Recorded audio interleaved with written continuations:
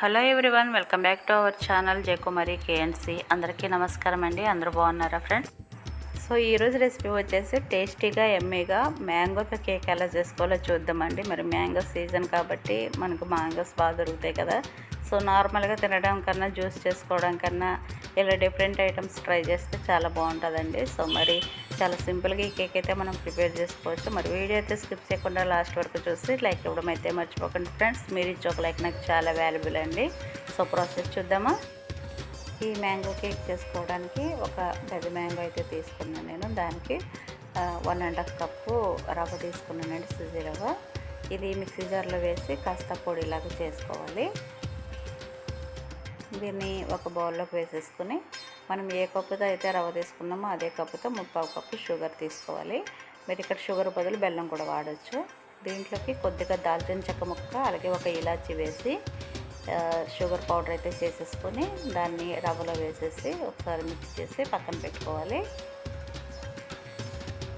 ఇప్పుడు మ్యాంగోకి పైన చెక్కు తీసేసి నీట్గా క్లీన్ చేసుకొని దీన్ని మిక్సీ జార్లోకి వేసేసుకోవాలి. చిన్న చిన్న ముక్కలుగా కోసి మిక్సీ జార్లోకి వేసి జ్యూస్ ఇది పేస్ట్ చేసుకోవాలి.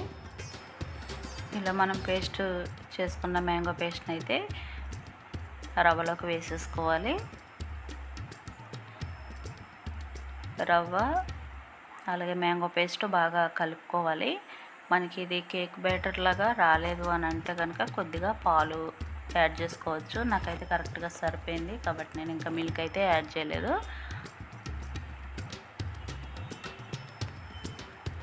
అలాగే చెప్పినట్టు షుగర్ బదులు బెల్లం కూడా వాడుకోవచ్చు. అట్లా చేసుకున్నా కూడా బాగానే ఉంటుంది. బాగా మిక్స్ చేసుకోవాలి. దీన్ని ఇలా కలుపుకొని ఒక 10 మినిట్స్ పక్కన పెట్టుకోవాలి.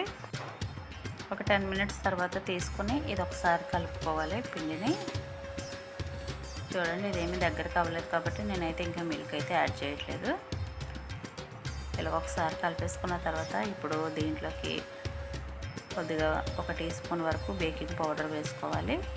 తర్వాత చిటికెడు బేకింగ్ సోడా వేసుకొని ఒకసారి బాగా మిక్స్ చేసుకోవాలి.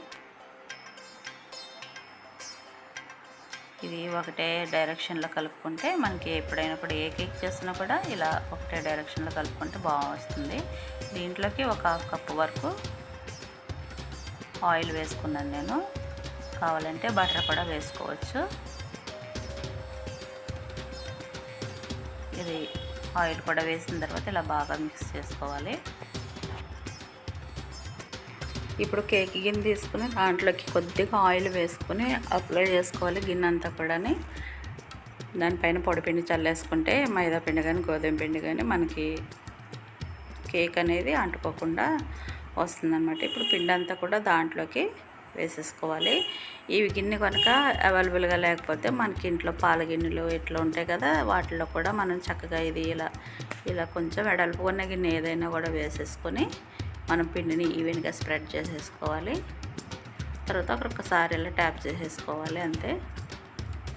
ఇప్పుడు దీన్ని ప్రీ హీట్ చేసి పెట్టుకున్న గిన్నెలో పెట్టేసి మూత పెట్టేసి ఒక 20 మినిట్స్ పాటు కుక్ అవనివ్వాలి. ఎగ్జాక్ట్గా మనకి 20-25 మినిట్స్లో ఈ కేక్ అయితే కుక్ అయిపోతుంది. చూడండి, కేక్ రెడీ అయిపోయింది.